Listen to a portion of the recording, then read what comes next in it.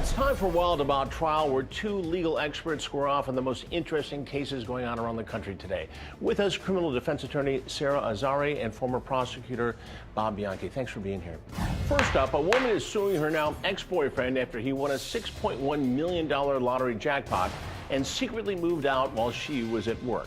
Denise Robertson claims that she and her boyfriend at the time, Maurice Tybalt, bought the tickets every week and always split the winnings. She also says she texted her boyfriend, Maurice, who said yes, he bought a ticket, but they didn't win. Maurice claims their relationship was over anyway, and they never agreed to split any jackpots. Sara, now she wants half the winnings plus $500,000 in damages. Now, he may have been a rat, but does she have a legal claim here?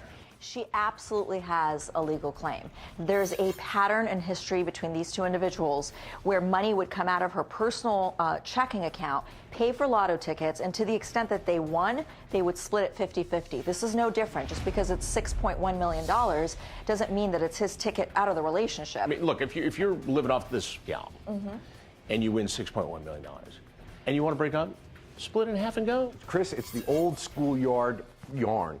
Possession is 9/10 of the law. He had the ticket, he paid for it. It was a debit card out of it's a her he bank said, account. she said. He I says think there you're was wrong. never an agreement. She said there is. It is not a he said, she said. There's bank records. She's going to be able to show that there were a lot of tickets that were winning tickets that were purchased with money out of her bank account. And when they won, they split it. How can you enforce this? She's not proceeding based on a written contract. I concede it's more difficult. If she can prove by way of these text messages that they had an agreement, that they in fact did split other wins, just because those wins are smaller than, you know, they're $60. Well, these text 6.1. messages are really relevant. I'm glad you brought that up, because the text message is, hey, did you buy a ticket?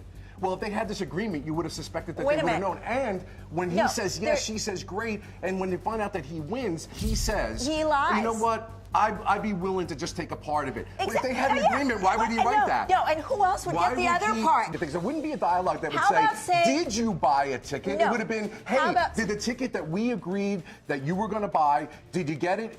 Did it hit? And he wouldn't be saying, you know what, I don't need all the money if we win. She would have been like writing back, what are you talking about? We're 50-50 partners. No. That text message actually helps him. He would have been writing back, what the hell are you talking about? But does she get half of the jackpot at the end of the day? She's not getting the money. She's not winning the case, but I will give that lawyer some credit. He did a smart thing here.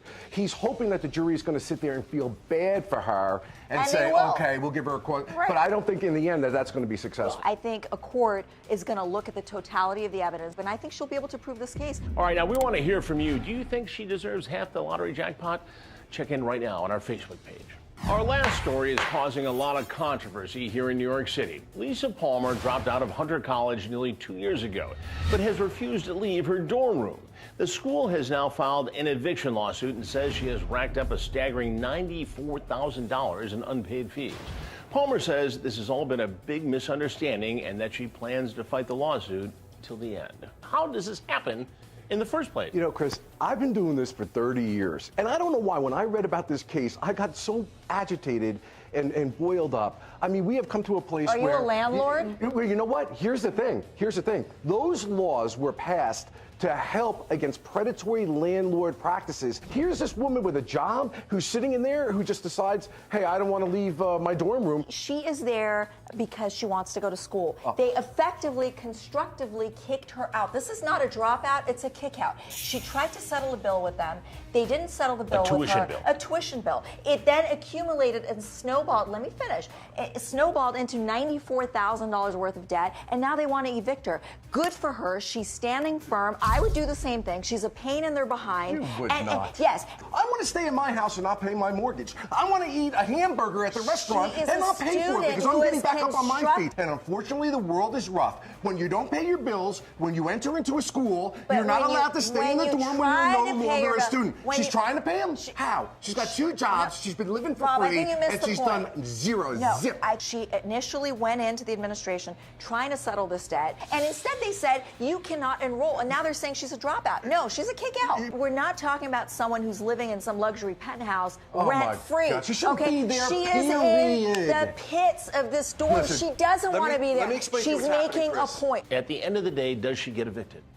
I think think she's going to get evicted unless she can bring a counterclaim against the college. Or pay her bill. Or pay her bill. Obviously, it's $94,000. I don't think she could do that. So I think if she can bring in some of their conduct, maybe she can at least mitigate what she owes. If you don't pay, you don't get to play. And that's the American system. All right, now we want to hear from you. Do you think this woman should be evicted? Sound off right now on our Facebook page. For more on these stories, you can go to wildabouttrial.com or crimewatchdaily.com. I'm Chris Hansen. If you like this story, make sure you tune in every day to Crime Watch Daily. You can find where the show airs in your city at crimewatchdaily.com. Watch it live or record it on your DVR and watch it at night. And to all those criminals out there, remember, we are watching.